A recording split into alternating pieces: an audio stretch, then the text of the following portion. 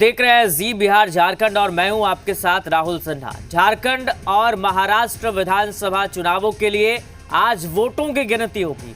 मतगणना सुबह 8 बजे से शुरू हो जाएगी।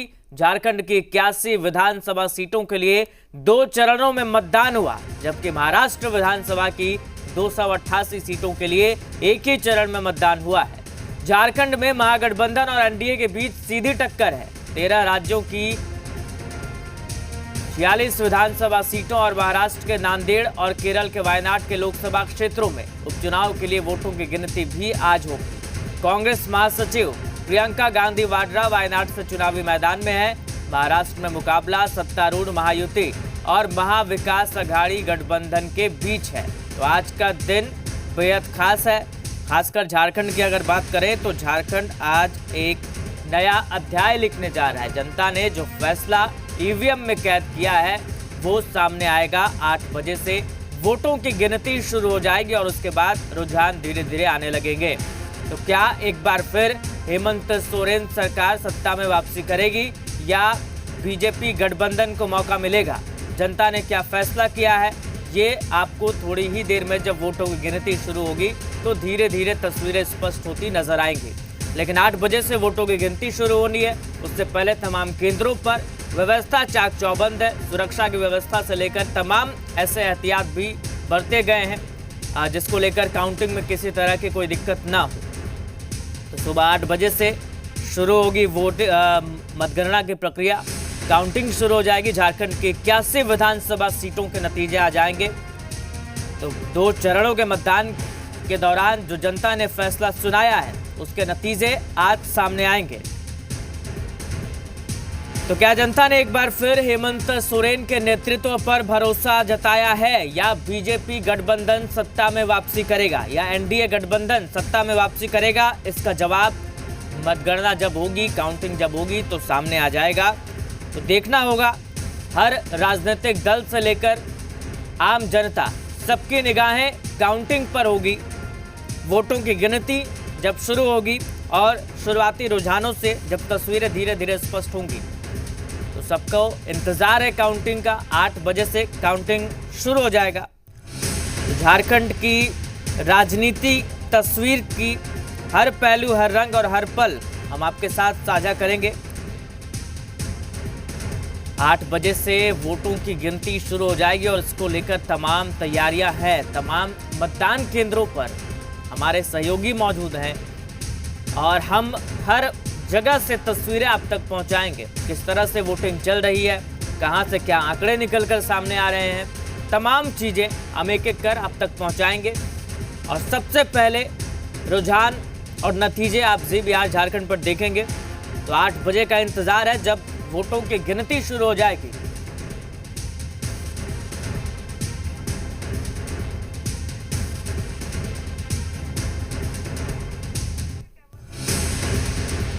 तो आपको बता दें हमारे सहयोगी रजनीश और चंदन हमारे साथ लाइव जुड़ गए हैं। सबसे पहले हम चंदन का रुख करेंगे। चंदन, इस वक्त कहाँ हैं आप? और चूंकि 8 बजे से काउंटिंग शुरू होनी है तो क्या कुछ तैयारी देख पा रहे हैं आप?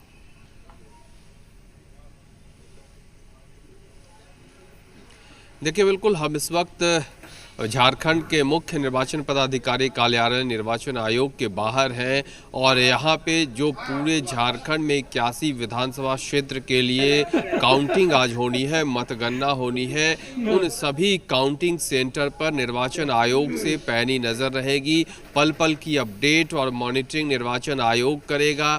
मतगणना जो सेंटर होते हैं वो सीधे निर्वाचन आयोग से जुड़े रहेंगे और यहाँ से मॉनिटरिंग निर्वाचन आयोग करेगी। हम इस वक्त निर्वाचन आयोग कार्यालय के ठीक बाहर हैं और यहाँ पे कुछ देर में और ज़्यादा हलचल देखने को मिलेगी। 81 विधानसभा सीटों के लिए आज मतगणना होनी है। सुबह 8 बजे से काउंटिंग से शुरू होंगे।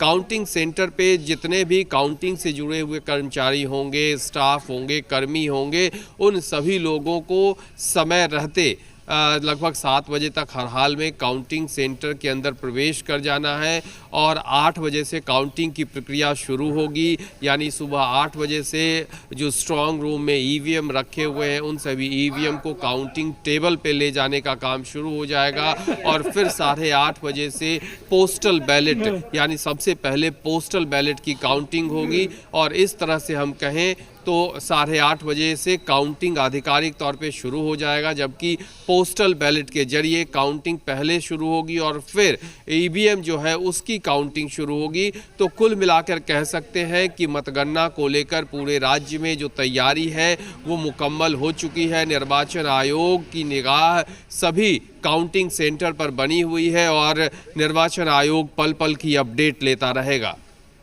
बिल्कुल चंदन, हम भी तमाम अपडेट पहुंचाते रहेंगे अपने दर्शकों तक, लेकिन चूंकि सबकी निगाहें काउंटिंग पर होंगी तो सियासी गलियारे में या यूं कहें कि राजनीतिक पार्टियों के जो नेताओं हैं उनके बीच भी आज गहमा गहमी की स्थिति होगी, चूंकि उनके भाग्य का फैसला आज होना है। तो ऐसे में उधर से क्या कुछ हलचल आप देख पा रहे हैं?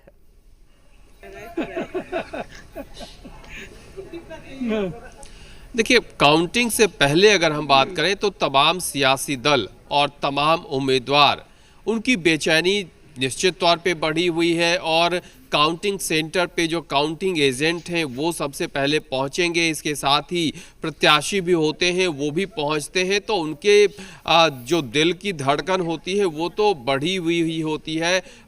पूरी रात कह सकते हैं कि सबकी निगाहें निर्वाचन आयोग जो काउंटिंग के इंतजाम किए हैं काउंटिंग सेंटर पे उस पे बनी हुई है और तमाम दलों की ओर से अभी भी जीत के दावे किए जा रहे हैं। अब जीत की बाजी किनके हाथ लगेगी ये तो धीरे धीरे कुछ देर में तस्वीर साफ होने लगेगी जब रुझान आने लगेंगे।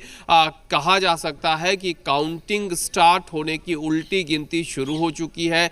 महज कुछ देर में काउंटिंग की प्रक्रिया शुरू हो जाएगी और फिर जितने भी उम्मीदवार हैं जिनकी किस्मत ईवीएम में लॉक है वो ईवीएम का पिटारा खुलेगा, फिर मतगणना होगी और कौन जीता कौन हारा ये तय हो जाएगा। जिनके पास बहुमत होगा उनकी सरकार झारखंड में बनेगी, यानी कि नई सरकार आकार लेगा। तो कुछ देर में तस्वीर धीरे धीरे साफ होने लगेगी जब काउंटिंग शुरू होगी। काउंटिंग के रुझान जैसे जैसे आने लगेंगे और बहुत संभव है, अनुमान है कि 12:30 बजते बजते पूरी तरह से तस्वीर साफ हो जाएगी कि आखिर ये जो वोटिंग हुई 2 चरणों में झारखंड में और आज जो मतगणना हो रही है तो किन दलों के किस्मत पे वोटर्स ने मोहर लगाया है। जो बम्पर वोटिंग झारखंड में इस बार हुए हैं, खास करके महिलाओं की जो भागीदारी दिखी है, वोट प्रतिशत में महिलाओं की हिस्सेदारी जो ज़्यादा दिखी है, महिलाएं घर से निकलकर बम्पर वोटिंग को बढ़ाने में जो अपनी भागीदारी सुनिश्चित की है, तो किनके किस्मत को ईवीएम में लॉक किया गया है, ईवीएम खुलने के साथ ही तस्वीर साफ होने लगेगी। बिल्कुल चंदन, मौसम बदलेगा या रहेगा वही, जनता के फैसले में तो छिपा है, यही देखना होगा 8 बजे से जब काउंटिंग शुरू होगी। लेकिन चंदन, चूंकि आप भी लगातार ग्राउंड पर थे तो आज तो फैसले का दिन है, लेकिन क्या आपने देखा, कौन से वो मुद्दे आपको नजर आए जो जनता के बीच थे, जो जमीनी मुद्दे थे या जनता पर जिनका प्रभाव आपको दिखा वोटर्स पर?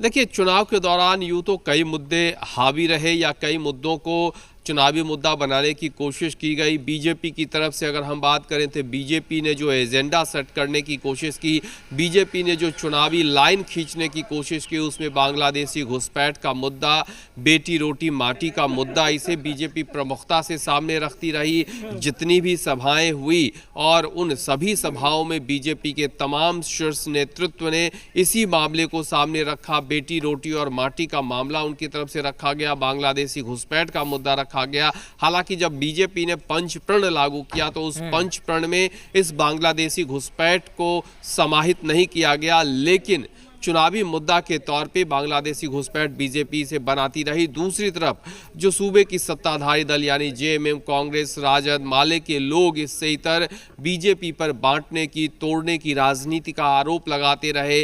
राज्य सरकार ने जो वादे किए थे और उन वादों के अनुरूप जो घोषणाएं हुई या जो लाभ सरकार की तरफ से लोगों को मिल रहा था, उन योजनाओं को सामने रखा। राज्य सरकार की तरफ से मैया सम्मान योजना को सामने प्रमुखता से बिल्कुल रखा गया। चंदन, इसके तमाम अलावा वादे ओल्ड किए गए पेंशन दोनों स्कीम तरफ से। देखना जो होगा 200 जनता ने किसके वादों पर एतबार किया है। लौटेंगे आपके पास चंदन, लेकिन इससे बीच हम कुछ खबरों का